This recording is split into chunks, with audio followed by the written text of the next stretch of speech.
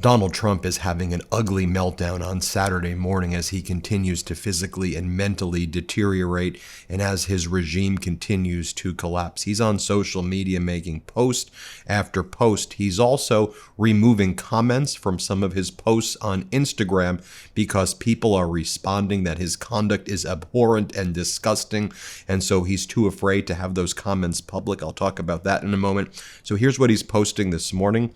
Caitlin Collins of Fake News CNN, always stupid and nasty, asked me why the new ballroom was costing more money than originally thought 1 year ago.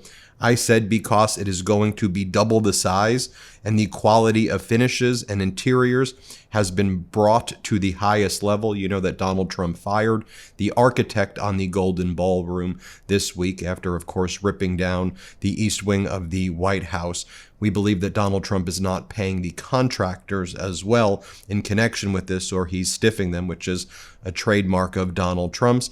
And notice how he calls Caitlin Collins here stupid and nasty. This follows Donald Trump referring to another female reporter from the New York Times as ugly, a female reporter from Bloomberg as piggy and saying, "Be quiet, piggy," and Donald Trump telling another reporter, female reporter, that she would not be able to pass the cognitive exam that he did. Donald Trump is a complete and total maniac, but he certainly directs a lot of his venom more towards women, and it tells you a lot about Donald Trump as well. And he's been just calling people the R word. I mean, just a horrific human being.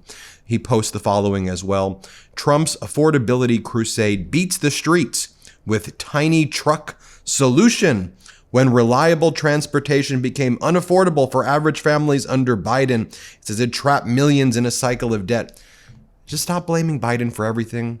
You've been in charge now for about a year. Your tiny trucks or your tiny car crusade, no one even knows what the heck you are even talking about here.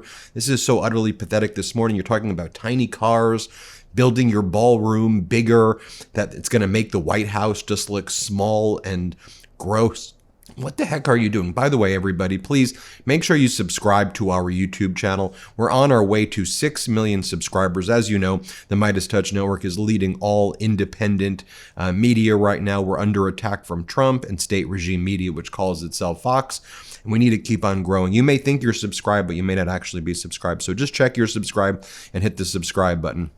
Meanwhile, you have California Governor Gavin Newsom mocking Donald Trump for receiving his Participation Peace Award. You know, Donald Trump and FIFA, because Donald Trump hangs out with the head of FIFA, the soccer or football tournament, depending on where you are in the world. He hangs out with the guy once a week. The guy's very corrupt, in my opinion, and FIFA at a leadership level, very, very corrupt, has all these entanglements. When you delve deeper, it gets really gross. In any event, Donald Trump and the head of FIFA created a peace prize for Donald Trump, the FIFA Peace Prize. And Donald Trump got a medal and a trophy for this fake peace prize. Why is FIFA, a soccer tournament, giving out peace prizes? And Donald Trump was the only nominee, and he won his own award. And they held a ceremony for him in Washington, D.C. And so California Governor Gavin Newsom mocked it and said, Newsom was awarded Kohl's inaugural Peace Prize. It comes with $50 in Kohl's cash. Do we recognize the humiliation ritual that Donald Trump is putting the United States through? I mean, this is one of the most embarrassing things to see the head of FIFA said, and you can wear your medal wherever you go. Feel free to wear it. And Donald Trump was legitimately happy to get a fake peace prize that he created for himself. It just set aside the Democrat, Republican, independent thing. This guy's like a demented individual, like a sick and demented individual. Oh, and then Donald Trump rants, why would Fox and Friends, Weekend of all things, put on a stockbroker named Peter Schiff, a Trump-hating loser who has already proven to be wrong? Either the show made a mistake or it is heading in a different direction. He thinks prices are going up when in fact they are coming substantially down. Oh, did you know that, everybody? That prices are actually going down. Don't believe your own eyes when you leave your home. Just listen to what Donald Trump, who awards himself fake peace prizes, has to say.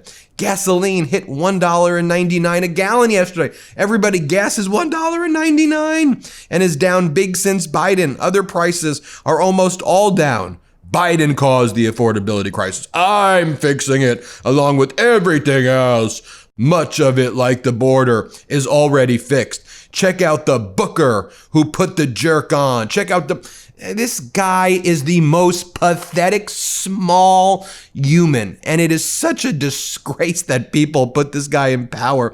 One other thing I want to point out here, too. This is from the Treasury Department as well. I'm going to point out more things than just one, but I want to point this out. U.S. Treasuries, this is what the Treasury Department says. U.S. Treasuries are having their best year since 2020.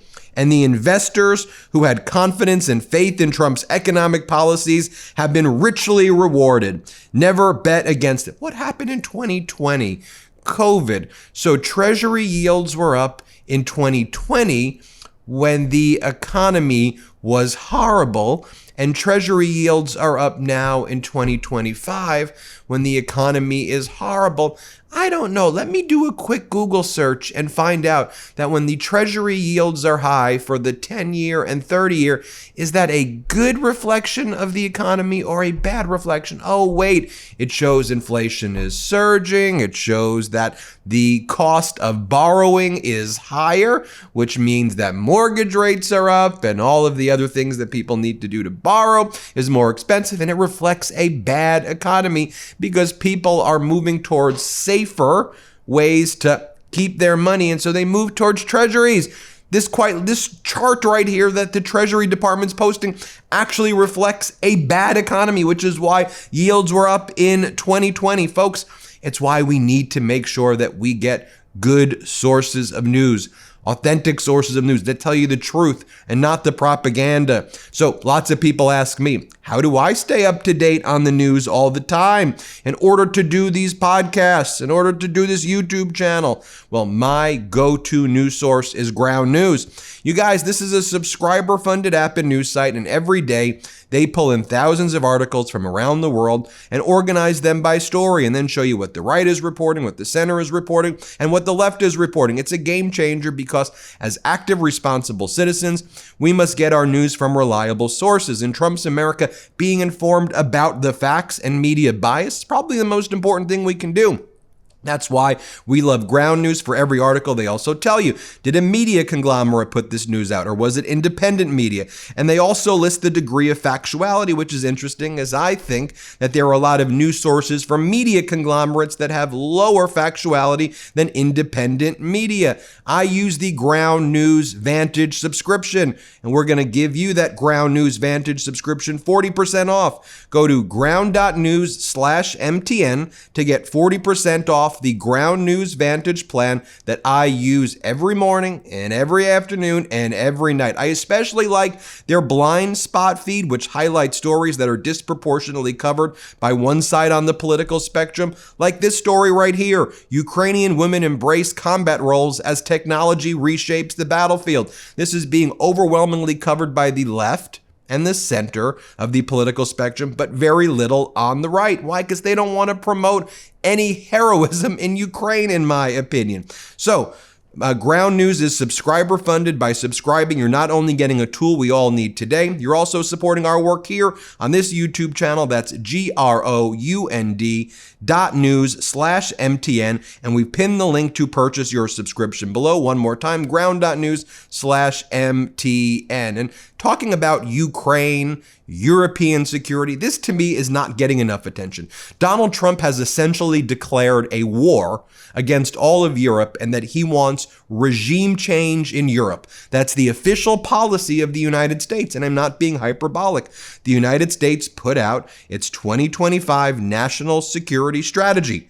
And in it, as it relates to Europe, it says that the United States will pursue policies ending the perception and preventing the reality of NATO as a perpetually expanding alliance. The United States will cultivate resistance to Europe's current trajectory within European nations. Just think about it. They're going to attack NATO, is what the United States says, as a permanent expanding alliance, and the U.S. will cultivate resistance to Europe's current trajectory within European nations. In other words, The United States will support parties like the AfD and the Reform Party, and which is not actually a Reform Party, and others who will dismantle the European Union. The policy of the U.S. is to destroy the European Union, as written in the United States policy. So I'm not like, giving you, I just read for you what official U.S. policy is right now.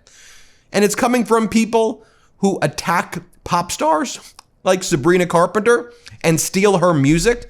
And when she calls them out, they lasted about 2 days putting up this disgusting video that they put up of migrants being brutalized by ICE using Sabrina Carpenter's music.